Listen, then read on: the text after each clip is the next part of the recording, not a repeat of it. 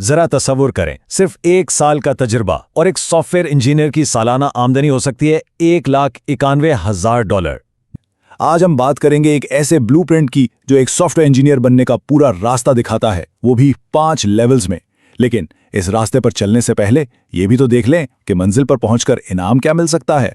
जरा तसव्वुर करें, सिर्फ 1 साल का तजुर्बा और एक सॉफ्टवेयर इंजीनियर की सालाना आमदनी हो सकती है $1,91,000। जी हां, ये इस फील्ड की असल पावर है। और बात यहीं खत्म नहीं होती। सिर्फ 3 से 4 साल के तजुर्बे के बाद यही कमाई आधे मिलियन डॉलर तक पहुंच सकती है। अब समझ में आता है कि ये कैरियर इतना पुरकशिश क्यों है ना? तो सवाल यह है कि इस कामयाबी तक पहुंचने का रास्ता क्या है। ये एक 5 लेवल का पिरामिड है। इसमें हर लेवल पिछले लेवल पर बनता है और इसमें तरतीब से ही आगे बढ़ना पड़ता है, क्योंकि जैसे जैसे हम ऊपर जाएंगे ये मुश्किल से मुश्किलतर होता जाएगा। तो आज हम इसी पिरामिड के हर लेवल को एक एक करके देखेंगे। कोडिंग सीखने से शुरुआत करेंगे, फिर प्रोजेक्ट्स बनाने पर आएंगे, उसके बाद रेज्यूमे, फिर रेफरल्स और आखिर में इंटरव्यूज तक पहुंचेंगे। तो चलें इस सफर का आगाज करते हैं पहले और सबसे अहम लेवल से, और वो है कोड करना सीखना। यही वो बुनियाद है जिस पर बाकी सारी इमारत खड़ी होनी है। यहाँ ना एक बहुत आम जाल है जिसमें अक्सर नए सीखने वाले फंस जाते हैं। इसे कहते हैं ट्यूटोरियल हेल, यानी ट्यूटोरियल्स की दलदल। ये वो कैफियत है जब कोई बस एक के बाद एक ट्यूटोरियल देखता जाता है लेकिन खुद से कुछ बनाता नहीं, कोई प्रॉब्लम सॉल्व नहीं करता, और इससे ना तरक्की का एक झूठा सा एहसास मिलता रहता है। एक बात याद रखने की है, कोडिंग सिर्फ देखने या सुनने का नाम नहीं, ये असल में प्रॉब्लम सॉल्विंग का नाम है। तो इस दलदल से निकलने का हल क्या है? वो है बिल्ड टू कोड फ्रेमवर्क। बहुत आसान से 3 स्टेप्स हैं उसके। पहला, बुनियादी कॉन्सेप्ट सीखें, जैसे हार्वर्ड का मुफ्त कोर्स है CS50, वो बहुत अच्छा है। दूसरा, कोई आसान जबान चुन लें, जैसे पाइथन। और तीसरा, जो सबसे जरूरी है, जो कुछ सीखा है ना उसे इस्तेमाल करके छोटे छोटे प्रोजेक्ट्स बनाएं। अच्छा जी, तो कोडिंग की बुनियादी बातें तो हो गईं। अब चलते हैं अगले लेवल पर। लेवल 2 है अपने प्रोजेक्ट्स बनाने का। समझ लें कि ये प्रोफेशनल दुनिया में कदम रखने से पहले का तजुर्बा है। अब यहाँ एक ऐसी बात है जो शायद बहुत से लोगों को हैरान कर दे। वो ये कि प्रोजेक्ट कितना टेक्निकली मुश्किल है, इससे ज़्यादा अहम ये है कि उसका असर कितना है। मिसाल के तौर पर, एक आम से मशीन लर्निंग प्रोजेक्ट के बजाय एक सादा सी वेब ऐप जो किसी भी रेस्टोरेंट का 50% खाना ज़ाया होने से बचा ले, वो कहीं ज़्यादा मुतासिर कुन मानी जाएगी। तो सवाल ये है कि एक अच्छा पोर्टफोलियो कैसा दिखता है। चलें कुछ आइडियाज देखते हैं जो मुख्तलिफ स्किल्स दिखाते हैं। जैसे एक पर्सनल एक्सपेंस ट्रैकर बना सकते हैं, इससे डेटा मैनेजमेंट की स्किल जाहिर होती है। या फिर एक पासवर्ड मैनेजर, जिससे साइबर सिक्योरिटी की बुनियादी समझ का पता चलता है।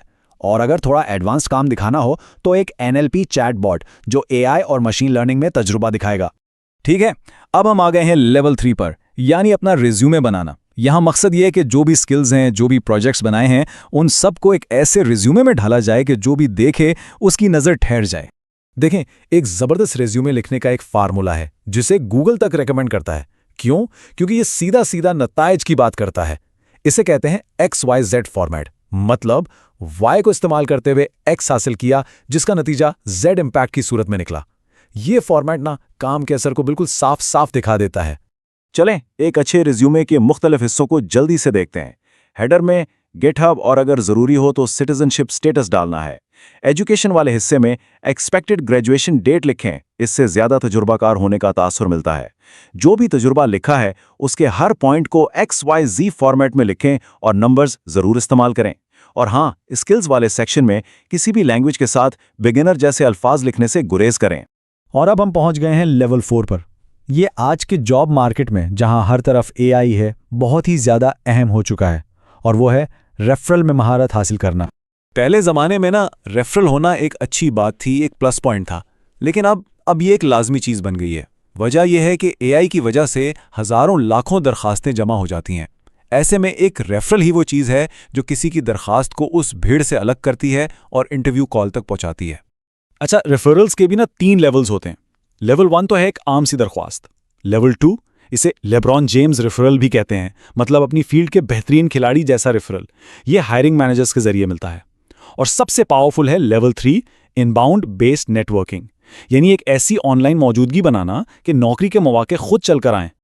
और आखिरकार हम इस पिरामिड की चोटी पर पहुंच गए हैं, लेवल 5, यानी टेक्निकल इंटरव्यूज के मुश्किल मरहले को पार करना। टेक्निकल इंटरव्यूज में कामयाबी की सबसे पहली और सबसे बड़ी शर्त है डेटा स्ट्रक्चर्स और एल्गोरिथम्स पर पूरी तरह महारत हासिल करना। सारी टेक्निकल काबिलियत को इसी बुनियाद पर परखा जाएगा और इसका कोई शॉर्टकट नहीं है।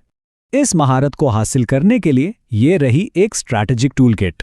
एल्गोरिदम्स को काम करता हुआ देखने के लिए CSV टूल और विजुअल गो जैसी साइट्स बहुत अच्छी हैं। प्रैक्टिस के लिए लीड कोड पर खास उन कंपनियों के सवाल हल करें जिनमें जॉब चाहिए। और सबसे अहम, गीक्स फॉर गीक्स से हल सिर्फ कॉपी नहीं करने बल्कि उन्हें गहराई से समझना है। तो ये ब्लूप्रिंट अब मुकम्मल है, एक एक कदम, एक एक लेवल, जो सॉफ्टवेयर इंजीनियरिंग की दुनिया में कामयाबी की तरफ ले जाता है। अब सवाल सिर्फ एक ही है, इस सफर पे पहला कदम कब उठाना है।